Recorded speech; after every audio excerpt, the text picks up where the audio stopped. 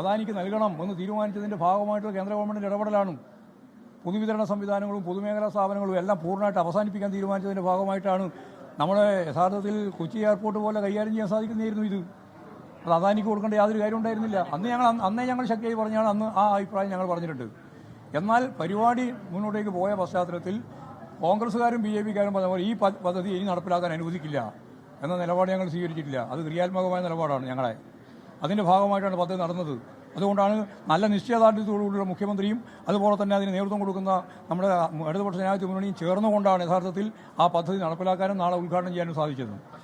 അതിൻ്റെ ഏറ്റവും പ്രധാനപ്പെട്ട ക്രെഡിറ്റ് ഇടതുപക്ഷ ജനാധിപത്യ മുന്നണിക്ക് തന്നെയാണ്.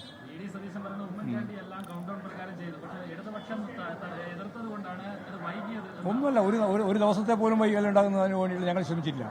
ഒരു ദിവസം പോലും വൈകാൻ ഞങ്ങൾ ശ്രമിച്ചില്ല. UDF ആണ് എല്ലാ പരിപാടിയെയും നടപ്പിലാക്കാൻ പറ്റില്ല, ഒരു വികസന പ്രവർത്തനവും നടത്താൻ ഞങ്ങൾ അനുവദിക്കില്ല എന്ന നിലപാട് സ്വീകരിച്ചത് പ്രതിപക്ഷമാണ്, കേരളത്തിലെ പ്രതിപക്ഷം. അതിൽ ലോകത്ത് ഒരു പ്രതിപക്ഷം അങ്ങനെയില്ല. ഇവിടുത്തെ പ്രതിപക്ഷം അജണ്ട വെച്ച് തീരുമാനിച്ചിരിക്കുകയാണ് കേരളത്തിൽ ഒരു വികസന പ്രവർത്തനവും നടത്താൻ അനുവദിക്കില്ല. അങ്ങനെ തീരുമാനിച്ച ഒരു പ്രതിപക്ഷം ലോകത്ത് എവിടെയെങ്കിലും ഉണ്ടോ? നിങ്ങളെല്ലാം പത്രപ്രവർത്തകരല്ലേ, നിങ്ങൾ ആലോചിച്ച് നോക്ക്. ലോകത്ത് എവിടെയെങ്കിലും ഉണ്ടോ അങ്ങനെ ഒരു പ്രതിപക്ഷം? ഒരു വികസന പ്രവർത്തനവും നടത്താൻ ഞങ്ങൾ അനുവദിക്കില്ല എന്ന് പറഞ്ഞ ഏത് പ്രതിപക്ഷമാണ് ലോകത്തുള്ളത്? അപ്പോൾ ജനാധിപത്യ സമൂഹത്തിൻ്റെ ഭാഗമായിട്ടുള്ള ഉത്തരവാദിത്തം ഏറ്റെടുക്കാൻ തയ്യാറില്ലാതെ പരിപാടി നടന്നുകൊണ്ടിരിക്കും. കേരളം വികസിച്ചുകൊണ്ടിരിക്കും, കേരളം ലോകത്തിന് മാതൃകയായിക്കൊണ്ടിരിക്കും. അങ്ങനെ മാതൃകയായിരിക്കുന്ന ഓരോ സന്ദർഭത്തിലും VD സതീശനും കോൺഗ്രസ്സുകാരും ഇങ്ങനെ പറഞ്ഞുകൊണ്ടേയിരിക്കും. അതിൽ ഒരു തരത്തിലുള്ള ഉത്കണ്ഠയും ഞങ്ങൾക്കില്ല. വേണ്ട, പങ്കെടുക്കണ്ട. ഞാൻ പങ്കെടുക്കുന്നുണ്ട്. എന്നെ മേലെയൊന്നും ഇല്ല, ക്ഷണിച്ചിട്ടില്ല. അതല്ല ഞാൻ പറഞ്ഞു, ക്ഷണിച്ചിട്ടില്ല. ഞാൻ പങ്കെടുക്കുന്നുണ്ട്. ഞാൻ പങ്കെടുക്കാൻ തീരുമാനം. നാളെ എന്തായാലും പങ്കെടുക്കും. എവിടെ പോയി ഇരിക്കാൻ ചാൻസ് കിട്ടിയാലും അവിടെ പോയി ഇരുന്നിട്ട് പങ്കെടുക്കും. കാരണം ഇത് കേരളത്തിൻ്റെയും രാജ്യത്തിൻ്റെയും ഏറ്റവും പ്രധാനപ്പെട്ട അഭിമാനകരമായ പരിപാടിയാണ്.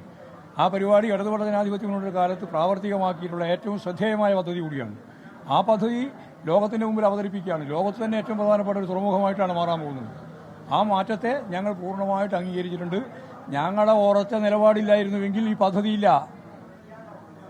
BJPക്കാരനും കോൺഗ്രസ്സുകാരനും പോലീസിനെ പിടിക്കാൻ പോയപ്പോൾ, പോലീസിനെ ആക്രമിക്കാൻ പുറപ്പെട്ടപ്പോൾ, അയ്യോ ഇനി ഇങ്ങനെയാണെങ്കിൽ സ്ഥിതി ഇത് ഞങ്ങൾ അവസാനിപ്പിക്കുന്നുവെന്ന് അന്ന് പറഞ്ഞിരുന്നുവെങ്കിൽ ഈ വിഴിഞ്ഞ പദ്ധതിയില്ല. ഉണ്ടോ? ഇല്ല. അങ്ങനെ പിന്നെന്താ ഇല്ല എന്ന് പറഞ്ഞാൽ അന്ന് നിർത്തിവെച്ചിരുന്നുവെങ്കിൽ അന്ന് പരിപാടിയില്ലല്ലോ. ഇടതുപക്ഷ ജനാധിപത്യ മുന്നണി എന്നോട് തന്നെ സംസാരിപ്പിച്ച് ഞാൻ പറഞ്ഞു, പത്രക്കാരോട് തന്നെ പറഞ്ഞു, എല്ലാമായിട്ട് ചർച്ച ചെയ്യാം, എന്ത് കാര്യം വേണമെങ്കിലും ചർച്ച ചെയ്യാം, ഒറ്റ കാര്യം മാത്രം ചർച്ചയില്ലാണ്ട് തന്നെ നടപ്പിലാക്കണം. അതെന്താ? ഈ പദ്ധതി നടക്കണം എന്ന്. പദ്ധതി നടക്കണം എന്നുള്ള കാര്യമാണ് ഞങ്ങൾ പറഞ്ഞത് കേട്ടോ. അങ്ങനെ നടന്നത്, അല്ലാണ്ട് ഉമ്മൻചാണ്ടിൻ്റെയോ അതുപോലെ തന്നെ VD സതീശൻ്റെ ഷീറ്റിൻ്റെ മേലെ നടന്നതല്ല. ഇത് ഇടതുപക്ഷ ജനാധിപത്യ ഗവൺമെന്റ് കൃത്യമായിട്ട് നിലപാട് സ്വീകരിച്ച് മുമ്പോട്ട് കൊണ്ടുപോയതാണ്.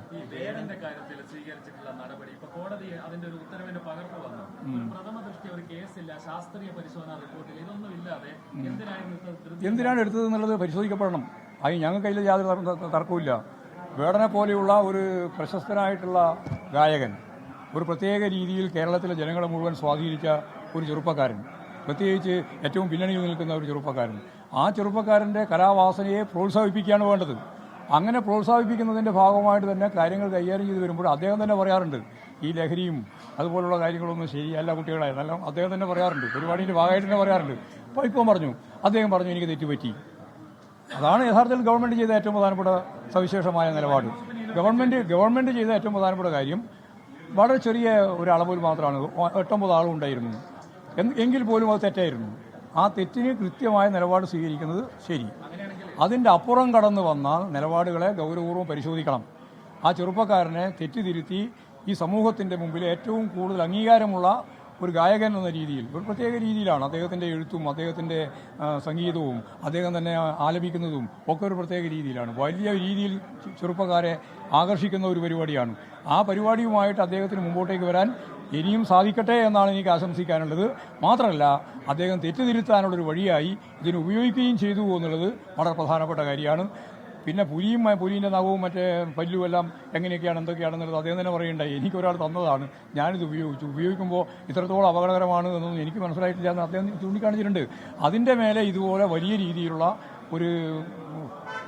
ഒരു കേസും കാര്യവും ഒക്കെ വേണ്ടതുണ്ടോ എന്ന് കോടതി പറയുന്നത് പോലെ തന്നെ പരിശോധിച്ച് ആവശ്യമായ നിലപാട് സ്വീകരിക്കട്ടെ. ഇപ്പോഴും കൃത്യമായിട്ട് തന്നെ വനം വകുപ്പ് മന്ത്രി തന്നെ പറഞ്ഞിട്ടുണ്ട്, ഞാൻ പൂർണ്ണമായിട്ടും ഈ വേടന്റെ ഒപ്പമാണ്. വിഴിഞ്ഞം പദ്ധതിയെക്കുറിച്ച് അദ്ദേഹം പറയുകയാണ്, അത് LDFന്റെ ഇച്ഛാശക്തി, പിണറായി വിജയന്റെ ഇച്ഛാശക്തി ഇല്ലായിരുന്നെങ്കിൽ ആ പദ്ധതി യാഥാർത്ഥ്യമാകില്ലായിരുന്നു. BJPയും UDFയും ഈ പദ്ധതിക്ക് എതിരായി നിന്നതാണ് എന്നതടക്കം. പ്രതിപക്ഷ നേതാവിനെ ക്ഷണിക്കാത്തത് തങ്ങളല്ല, കേന്ദ്രമാണ് തീരുമാനിക്കുന്നത്, തന്നെയും ക്ഷണിച്ചിട്ടില്ല, പക്ഷേ താൻ പരിപാടിയിൽ പങ്കെടുക്കും, ഇത് കേരളത്തിന്റെ അഭിമാന പദ്ധതിയാണ് എന്ന് പറയുന്നു. ഒപ്പം തന്നെ വേടനുമായി ബന്ധപ്പെട്ട വിഷയത്തിലും അദ്ദേഹം നിലപാട് വ്യക്തമാക്കുകയാണ്.